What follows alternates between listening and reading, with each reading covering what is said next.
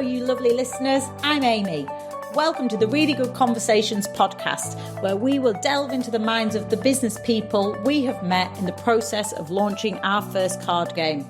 We will be uncovering their secrets to success, their biggest mistakes, and sharing the key lessons they have picked up en route. So, if you're looking for an engaging chinwag mixed with business insights and a good pinch of fun, you're in the right place. Let's have a really good conversation. Welcome to the Really Good Conversations podcast. Today, I am joined by Peter Grainger, co-founder of CafePod, who launched 12 years ago to provide the first Nespresso-compatible coffee pods to provide barista-style coffee to people at home. Welcome, Peter. Thanks, Amy. Yeah, happy to be here. Looking forward to this. I am very much looking forward to talking all things coffee. And I have to admit that I hadn't really drank coffee probably till about 10 years ago. To me, it was the thing I had as maybe, going out with friends and before going out on a night out, I think I'll have a little bit of a black coffee to get me going. But it wasn't something I saw for enjoyment or taste. And it was only when going over to Australia and living there that I sort of got drawn into this coffee culture. And yes, I couldn't escape it. And now, yes, it's certainly a big coffee fan, I will say. How about you? Do you drink much coffee? You have a coffee business? I do. I drink a lot of coffee, actually. I definitely think I'm kind of an in-life experiment for how can you increase your tolerance for coffee. So yeah, I probably have 5 cups a day, maybe. But I just enjoy it. I think my journey in actual coffee, like drinking coffee, is not too dissimilar to everybody else's. Kind of grew up drinking it at home. I mean, we grew up on, I'm originally from South Africa, and we grew up on Nescafe. That was the fancy coffee in our house. So that was on the top shelf when the guests arrived. And then, kind of as it become, you get out of school and it becomes a bit of a social thing. And then in the UK, Starbucks came along and go to Starbucks. But yeah, pretty much the same as everybody else until I decided to start selling it for a living. Yes. And so tell us a little bit about that. Tell us why, 12 years ago, you decided to get into the coffee industry. I'd love to tell you there was a grand plan. I think like a lot of businesses, maybe some will admit, some won't, that we kind of stumbled into it. And like a lot of small businesses, we looked at it and went, that doesn't look too hard. I like coffee. Everybody likes coffee. This should be fairly straightforward. So I'd kind of finished my stint working in the city in finance, and I'd done some traveling and just kind of stumbled across somebody running a coffee business and ended up chatting to 2 friends about it. And they, like me, liked coffee and were always open to new things. And we were like, let's give it a go. And that's kind of how it started. We're like, everybody loves coffee. So how hard can it be? Literally, famous last words. Very, very hard if you're looking for that answer. Wow. Because, what was the coffee landscape like 12 years ago? I mean, Starbucks had come into the UK, and it wasn't too dissimilar from today, at least the out of home, like on the high street. I mean, there's just more and more and more and more. I think the biggest change between now and then is we have a lot more of the premium, higher end artisanal coffee shops. That real wave was very niche. There was almost still a novelty to the high street coffee chains, but the mantle of that kind of qualitative message or product had been handed over to the smaller and artisanal chains and independent coffee stores. But yeah, it's actually changed. I mean, the quality that you can now buy in general has jumped dramatically, and accessibility to that. So it hasn't, but it has, which is amazing to see. Yeah. And when you guys started the CafePod business, what was the initial plan? Was it pods or was it coffee just in general? Yeah, famous plans. And so we initially looked at it and went, okay, pods are growing in popularity. You can't really get whatever coffee you want on the pod system you want to drink it on. And at that time, most people had an Nespresso system, and there was an opportunity to kind of be able to make your own pods. And ultimately, we kind of took a consumer view and went, if I buy a coffee machine, I want to drink the coffee I want to drink, and I want to be able to buy it from where I buy coffee. So our initial kind of vision was to be the go-to manufacturing partner, so that when all the brands who wanted to get into pods because nobody had been able to do that up until then. We would be the go-to partner. Now the challenge is none of the three of us all came from kind of finance backgrounds. None of us knew about manufacturing or sales or marketing or retail or copy or branding. So it looked great on paper. But we set off to do it, and we kind of cracked on and with that vision until we went to talk to the consumer, who I've learned is really important to talk to. And they were like, so in this case, we were talking to brands and supermarkets, and they were like, no, we're not interested in our brand at the moment, but we'll take your brand. And we hadn't even, that hadn't even crossed our mind. Like, oh, okay. Back to the drawing board. Yeah. So originally the thinking was that you would be perhaps a white label product that other organizations and company brands would take on. Yeah, more kind of behind the scenes and really empowering other brands to get their products into this format so that their customers could enjoy. If you liked Miro, if you liked Union, if you liked Square Mile, if you liked whatever it was, we would be the facilitator of that. Maybe we were too. I mean, that's if you look at the market today, that happened, but we were a little bit not too early. Well, we were a little bit too early. People were very tentative, but also we didn't know what we didn't know, which is the classic small business entrepreneurial mindset. You only discover when it's too late, and then you have no choice but to crack on and keep going. Yes, and they often say, timing is everything in business. And as you said, you were maybe just a bit before these other organisations have thought about going into the pods, but obviously, it must have then, where you are now today, be pretty exciting and great that you did proceed down your own brand path. I mean, ultimately, it was the right decision and long-term for the business. And I think what you also learn as you start your own business and you talk to other business owners and you read is that there are a lot of businesses that where they end up is not where they initially started. Yes, and, absolutely. Call it pivoting, call it plan B, C, D, but it's actually quite frightening how often that is the case. And you learn about kind of evolving your offering and your market fit to the most important person out there, which is the customer. And ultimately, you're trying to create value, and the more you talk to them, you realize where they're missing things. And you can think, oh, the customer needs this or the customer needs that, but not until, which is what we did in the beginning. We're like, oh, this is the need that needs fulfilling. But in reality, as we evolved the business, we found other needs that we were probably more suited to fulfilling. And I suppose being a large-scale manufacturer probably wasn't in our core skill set. Yeah. So, I think it's worked out. Fantastic. And at what stage did you guys go for investment? How far into the journey were you? So because of our initial plan, we needed manufacturing equipment. It was a capex heavy type business, so we needed money from the get-go. So our business really couldn't start unless we had investment. So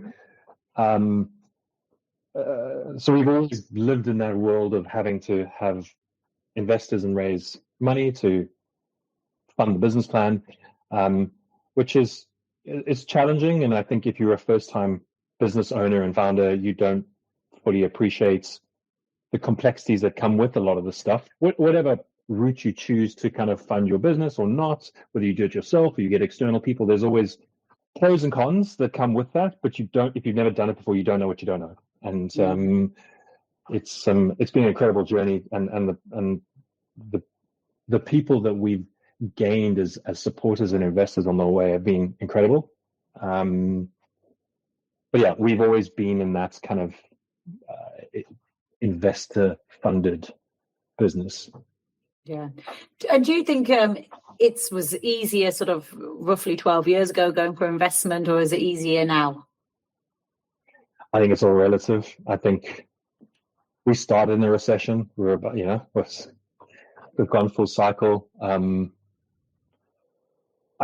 as you know, I think when you're having hard times, you wish things were easier, but actually you realize that you only move your business forward and grow when things are challenging, and you've really got to think about how you make it through, and it ends up being beneficial for the business because you've had to really think about it. And as we're seeing at the moment, easy money can create problems, and when there's easy money, you get good at spending money, not making money. So, you know, and one of those skill sets is very important, and one of them isn't. And unfortunately, we've all, and I put myself in that camp, that we've all learned that lesson the hard way. That raising your business model is not raising money. It's creating value and creating revenue off the back of that, profitable revenue, but actually having easy money. You don't practice those disciplines, and you end up not being self-sufficient enough. Yeah. What challenges have you faced along the way? I mean, there's all sorts. There's business challenges. There's people challenges. There's environmental, as in our competitive environment. I mean, some of the big stuff you learn, like we learned early on.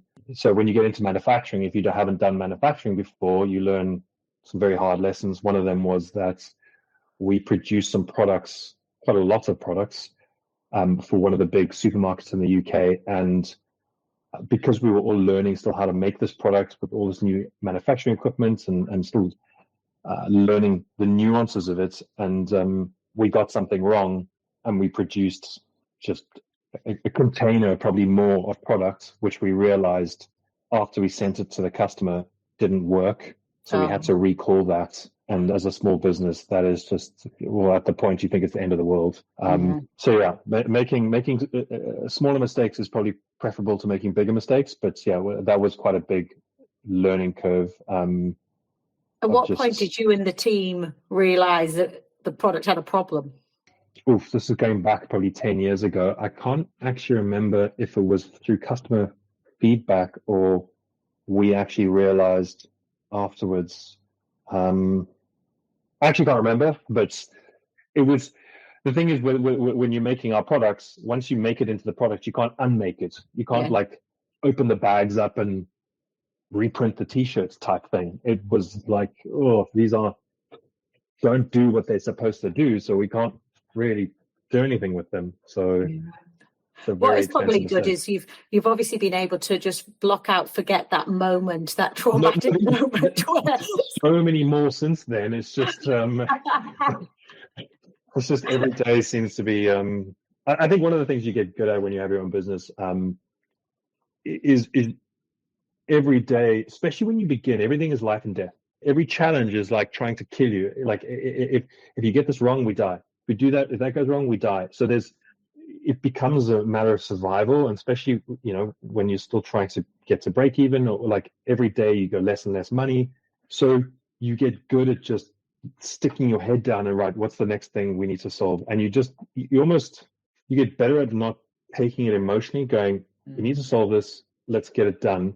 And through that process, you learn to manage your emotions. So you learn to not react to the super high. We used to react if we're trying to sell something to like a supermarket, and we got an email back from a buyer. We used to be elated. We're like, oh my God, we've made it. They've replied back to us. And then we haven't heard back in 2 days. And then we've hit this low. Oh my God, like business is going down. So you learn to kind of, nothing is as good as you think it is, but equally nothing is as bad as you think it is. And you learn to kind of manage that range. And solving problems becomes almost like a muscle, where the more you practice, the more you get better at it, and the more you get better at thinking about problems, but you also get confidence in your problem-solving ability. So when you see something and people are like, oh my God, this is life and death, you're like, yeah, it might be. But we've had about 223 of those before, and we've made it through all of those. So let's go through the process, and you kind of start just backing yourself. Not to say, you don't want to get into that arrogant, but you kind of, you don't have this emotional reaction to it as much. Now, the problems do get bigger, and there are still ones where you take a deep breath, but you also get good on pulling in your network and going, right, I might not be able to solve this, but there are plenty of people out there who have solved these. I think one of the things you realize is no problems are new. So actually what we've realized is you get really good at finding people who've already solved the problems. Like, right, is it logistic? Is it product? Is it branding? Is it marketing? Is it people? Okay, none of this stuff is new. Yes. So you got to know somebody, or somebody's got to know somebody who's had this challenge before, and you just ask them, how did you deal with it? And you get good at that as well. Yeah, exactly. So you're a big supporter of remote working. Yes. In your team. Tell us a little bit about how you moved into remote working format. And do you see any limitations for team communication being fully remote? There is no one size fits all for anything. And anybody who says, this is for any part of life, there isn't a, this is good and that is bad. It's all, there's context, it depends. Remote working has its pros and cons, as does in-office working, as does hybrid. It depends on the nature of your business. It depends on your infrastructure. I think it depends on the type of people who you've got working for your business. Are they young? Are they old? Do they have kids? Do they not have kids? What kind of work is being done? What's your values within your business? What type of people have you hired? So I think if you don't take the time to really build it from the ground up, you can have challenges. Exactly the same as, anybody can hire an office and throw people in, but does that make it a good business? Does that mean you've got good communication? And I think the problem with one of the big differences, if we're specifically talking about communication, is in an office you get a lot of passive communication, informal communication, which has its place. But I think a lot of businesses overly rely on formal communication happening through passive and informal chats. You and I will have a chat, and I'm sure you'll chat to some other people, and eventually they'll all kind of figure out. But every time that conversation happens, broken telephone's happening. And I think this is where you have issues with clarity of message, objectives, actually what's been said from the top, et cetera, is that flowing down? And I think it's kind of like when you lose one of your senses, you hear the classic stories of if somebody goes deaf or blind, actually their other senses heighten. And I think what has happened is when you take away the ability to be in person, you actually start focusing, going, well, if I can't see the other person, or I can't just chat to them in the kitchen, how do I actually communicate this? So you start moving from this passive to this active. I actually have to be deliberate in my communication. I actually have to make an effort, which makes your communication more proactive. And if you've got more proactive communication, then your messages, so you're thinking about the message. So it moves from this unconscious to this conscious thinking, which then makes you think about everything, which starts making you a better business. So it's almost too easy in an office, whereas here you've got one hand tied behind your back, so you actually have to focus and be better. And a classic example of that for me is when new people start. So I don't think we're any different to a lot of smaller businesses and even bigger businesses. When a new person starts, they go, we forgot to, we haven't ordered you a computer yet. Your logins. Sit with Bob over there. He'll just take you through some stuff. And then 3 days later, they still haven't got access to a computer. And what am I doing? So it's a bit kind of wishy-washy. It's so true. So true. Whereas in a remote business, when you have a new starter, you have somebody who's logging into their computer at home. Well, do they even have a computer? You're like, they literally, if they don't have a computer, so you need to have a computer on day one. But they're going to sit there and log in and sit there and think, and now?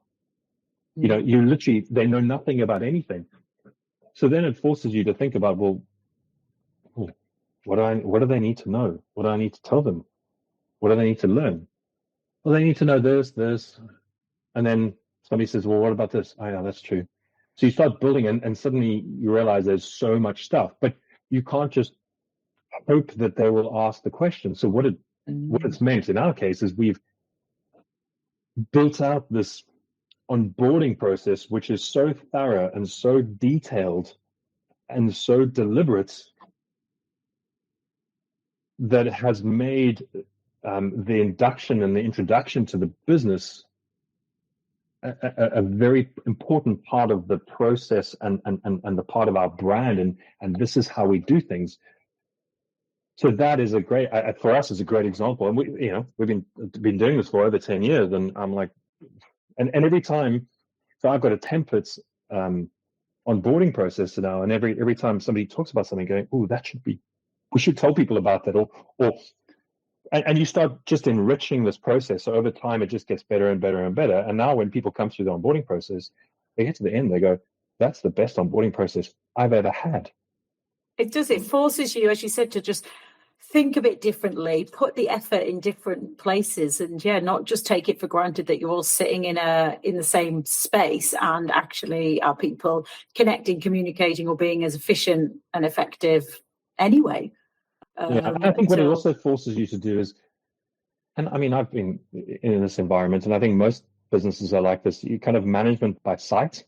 You're not management by work or output. You're management by who got in first, who left, who's sitting at their desk, where's so-and-so. Oh, they've gone out for a half an hour lunch. Like, yes, nothing to do with the work.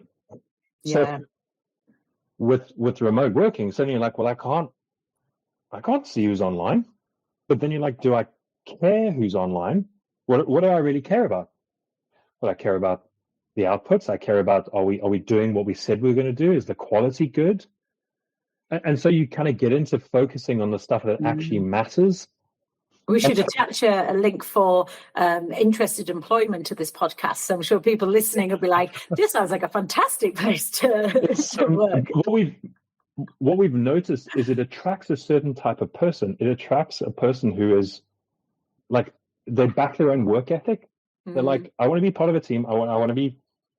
I get stuff done. Tell me what you need me. Tell me what we're trying to do here. Tell me who I'm working with and part of a team, but then I'll crack on. And it's incredible. And some people, they still kind of don't believe it. They're like, you're giving me space just to do things. They're like, this is so weird. I'm like, shouldn't be weird, but it is weird. It's not for everybody. And I think it's not a one size fits all thing. So if you living with 3 people and you work from the kitchen table, but so are other 2 people, and like there's certain environments that are conducive to it and certain that aren't. And this has also allowed us, we've gone from being a London-based company to actually having people across the UK. So there's only 3 of us in London now. And the London coffee scene and mentality is very different to the rest of the UK. And ultimately, if we want to serve the UK coffee drinker, we need to have points of view from across the country. So what better way than your team coming from all sorts, and what one sees as posh, the other one sees as below standard. But it's these kind of coming together of these nuances that actually allow us to not have a one-minded view of stuff. And we get skill sets from all over the country. We get to tap into talent pools that wouldn't have access to. What is the thing you're most proud of to date about CafePod so far? Creating, actually 2 things. Creating a product that people genuinely love. Like that when the coffee we make, when people feed back to us, they go, oh my God, this is amazing. Like that's ultimately what we set out to do. And the second thing is creating an environment or a business that people, my team can come in and engage with something and be challenged and try and be, or an opportunity to be the best version of themselves and kind of be part of a team doing some cool stuff. And, there's nothing better than seeing people who over time just evolve and grow and, do more than they ever thought capable. And I'm a big believer in people. I think that everybody's got incredible potential in themselves, and sometimes just being able to create that space and just a bit of encouragement and challenging. I think everybody can do far more than they think they can. So that's been quite exciting to see that and just be part of that myself. Wonderful. Thank you so much for sharing all those insights so far. Obviously, one thing I do love to do on this podcast is to ask a couple of questions from our really good conversations pack. So I've got 3 questions that I'm going to ask you.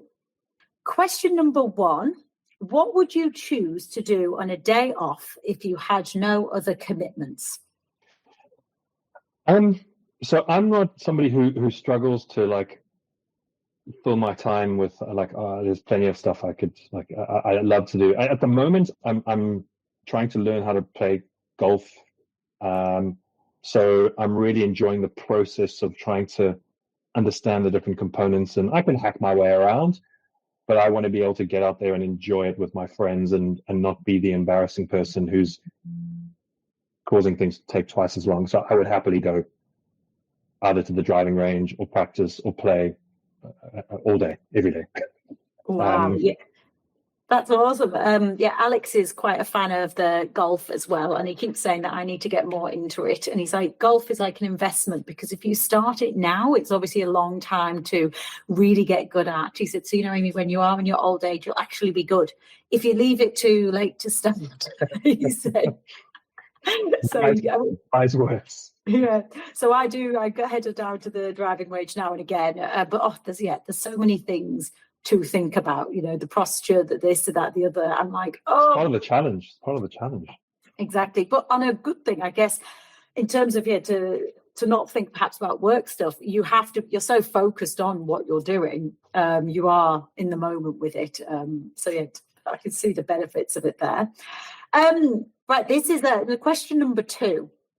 What is the closest you have come to death in your life? Cycling to work every day in London. Yes.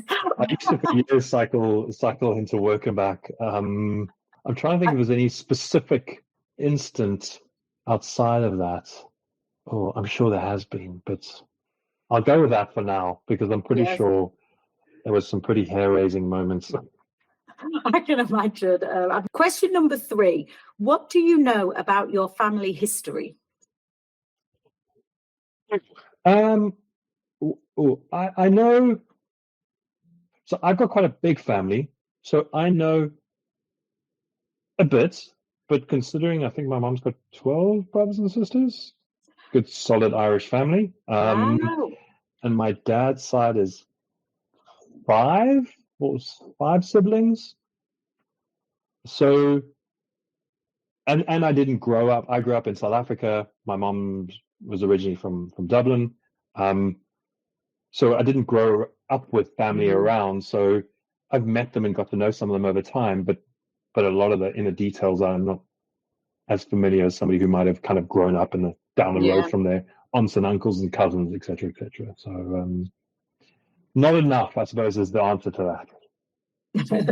Well, you can use some prompts from our question cards to dig around and find out. And the last question that I always like to ask guests to have a little think about: if you could ask any person, dead or alive, a question, who would it be, and what would you ask them? I mean, there's so many people you could. I'm going to go with a slightly cliched one, but I feel like it's appropriate because I'm from South Africa, and it's quite relevant in my childhood and growing up, and even in the world today. And so it would be Nelson Mandela.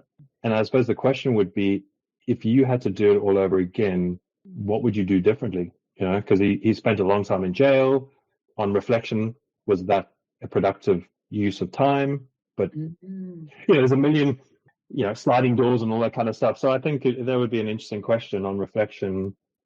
Would he have taken different tacks at different points to achieve what he did in a quicker time, or I don't know, like that could be. I think it wouldn't be a straightforward answer, which is probably why I'd ask the question. How can people find out more about yourself and CafePod? So you can check us out on our website, cafepod.com. We are on Instagram and Facebook and all the usual suspects. So check us out there. If you want to know anything, just pop us an email at hello@cafepod.com. Happy to have a chat and talk coffee or whatever else. Brilliant. Try the coffee. It's amazing. And for purchasing, people can actually buy your product directly from yourself and in retailers as well? Yeah, so you can buy from our website, which is cafepod.com. And then we are available in Waitrose and Tesco's. And then you can buy us on Amazon and Ocado. So Brilliant. pretty good options there for wherever you like to shop. Fantastic. Well, Peter, I certainly hope there's an opportunity down the line where you can make me a coffee and we do an in-person taste test, because Sounds good. I would be delighted to know what is a wow coffee experience. I've got to admit, there's not many I've had in the UK that has left me with a wow experience when I've purchased some. If you want something done right, do it yourself. So it seems that way. Thank you so much for your time today. I've really appreciate all the insights, learnings that you've shared with both myself and our listeners. It's a pleasure. Thanks for the chat and thanks for the invites. Appreciate it. Thanks for listening. I hope you enjoyed the episode. Be sure to check out the show notes for more information on today's guests. And if really good conversations are your thing, hit subscribe and join us next time for more business journeys, insights and banter.